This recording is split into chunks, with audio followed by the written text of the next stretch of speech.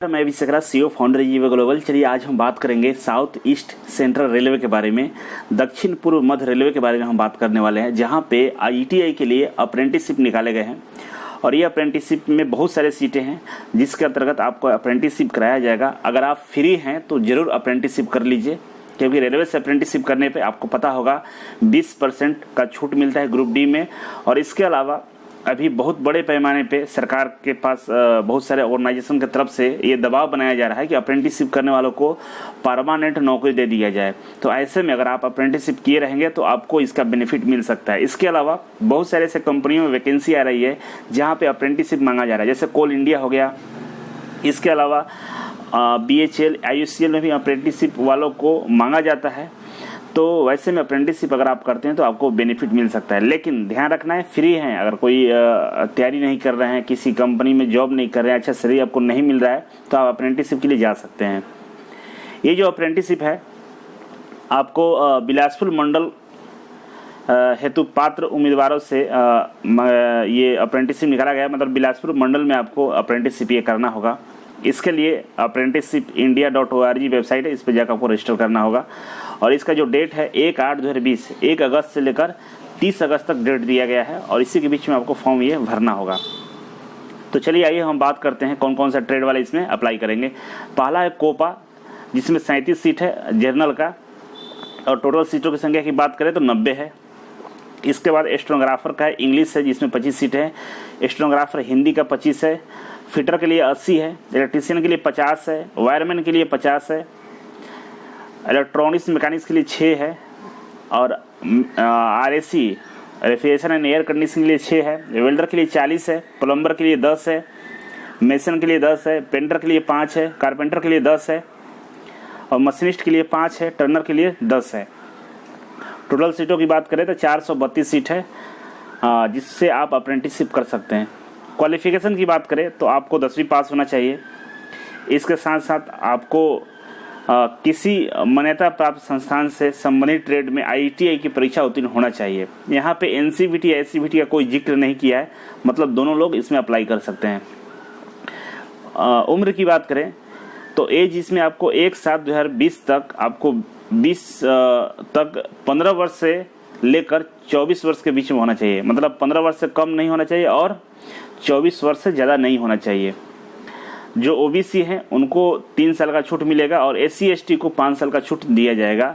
और जो भूतपूर्व सैनिक है, दिव्यांग है, उनको 10 वर्ष की छूट दी जाएगी उम्र में। इसके बाद हम बात करें नेक्स्ट, तो आपको जो अप्रेंटिसशिप की जो अवधि होगी 1 साल का होगा।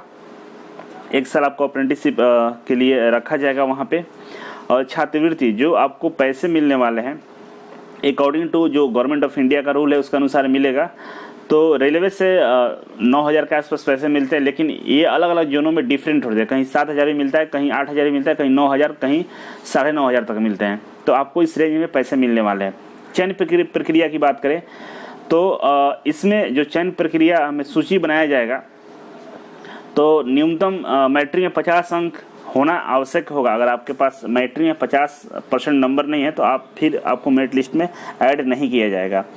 और बिल्कुल ये मेरिट के आधार पर बनाया जाएगा जो चयन प्रक्रिया होगी, लेकिन यहाँ स्पष्ट नहीं किया है कि मैट्रिक का रहेगा या ITI का रहेगा। लेकिन यहाँ लिखा है कि ITI में प्राप्त अंक प्रतिशत के समान भर्ता देते हुए प्रतियोगिता सूची जारी की जाएगी। तो यहाँ पे सबसे इम्पोर्टेंट है कि ITI के जो परसेंटेज है उसके परसेंटेज के हिसाब से हो सकता है मेरिट लिस्ट जारी करें। और इसके बाद आपको मेडिकल चेकअप भी होगा, और इसके बाद डॉक्यूमेंट वेरिफिकेशन के बाद आपको ज्वाइनिंग करा दी जाएगी। और इसमें एक चीज़ और दिया गया है कि अगर किसी का उम्र कम है, नाबालिग है, तो जैसे 15 से 18 के जो बीच का एज होता है वो नाबालिग होता है। नाबालिग है तो आपको अपने अभिभावक से आपको एक शपथ पत्र साइन करके जमा करना होगा। और इस तरह से बहुत सारी चीज़ें दिया गया है जो आप समझ सकते हैं, पढ़ सकते हैं और इसका जानकारी ले सकते हैं। तो मैं समझता हूँ कि आपको सारा चीज़ जानकारी मिल गया होगा। फिर भी अगर आपको लगता है कि कोई डाउट है तो यहाँ पे देखिए हेल्पलाइन नंबर दिया गया है, इस पर कॉल करके जानकारी ले सकते हैं। तो चलिए एक बार आपको ऑनलाइन फॉर्म कैसे अप्लाई करना है उसके बारे में भी आपको थोड़ा सा बता देते हैं। डिस्क्रिप्शन बॉक्स में दोनों लिंक दिया रहेगा जहाँ से आप इसे अप्लाई कर सकते हैं। याद रखिएगा डिस्क्रिप्शन बॉक्स जरूर चेक कीजिएगा। तो जैसे आप ये अप्रेंटिसशिप के लिए ट्राई करेंगे तो आपको apprenticeshipindia.org पाएंगे और यहाँ पे कैंडिडेट रजिस्ट्रेशन है, इस पर आप क्लिक करके आप यहाँ से अपना personal details, father's name, relationship, date of birth इत्यादि आप यहाँ पर इंटर करके आप अपना यहाँ रजिस्ट्रेशन करके सबमिट कर सकते हैं। और इसके बाद नेक्स्ट प्रोसेस भी जो भी स्टार्ट होगा आपको करना होगा यहाँ से। तो ये वेबसाइट है apprenticeshipindia.org, इस पर जाकर आपको रजिस्ट्रेशन करना होगा। इसका भी लिंक हम डिस्क्रिप्शन बॉक्स में दे देंगे और वहाँ से आप आसानी से अप्रेंटिसशिप कर सकते हैं। इसके अलावा आपके लिए एक बड़ी सूचना है कि अगर आप अभी तक मेरा फेसबुक ग्रुप नहीं ज्वाइन किए हैं जहाँ पे 1,26,000 मेंबर है तो जल्दी से ज्वाइन कर लीजिए। उस फेसबुक ग्रुप में आपको IIT संबंधित हर एक छोटी बड़ी जानकारी आपको मिलता रहेगा। इसके अलावा टेलीग्राम ग्रुप है, वहाँ पे ज्वाइन करने पे आपको प्रीवियस ईयर के क्वेश्चंस और इसके अलावा बहुत सारे क्वेश्चन डिस्कशन कराया जाता है, तो उसका बेनिफिट आपको मिल सकता है। तो दोनों ग्रुप का लिंक डिस्क्रिप्शन बॉक्स में रहेगा। और इसके अलावा अगर आप गवर्नमेंट जॉब का तैयारी करना चाहते हैं तो ईजी वे कोचिंग को ज्वाइन कर सकते हैं, जो स्क्रीन पर नंबर दिख रहा है इस पर कॉल करके अधिक जानकारी ले सकते हैं। तो चलिए आज के लिए बस इतना था। Thank you so much. फिर मिलते हैं आपसे एक नई वीडियो और एक नई जानकारी के साथ। तब तक के लिए नमस्कार।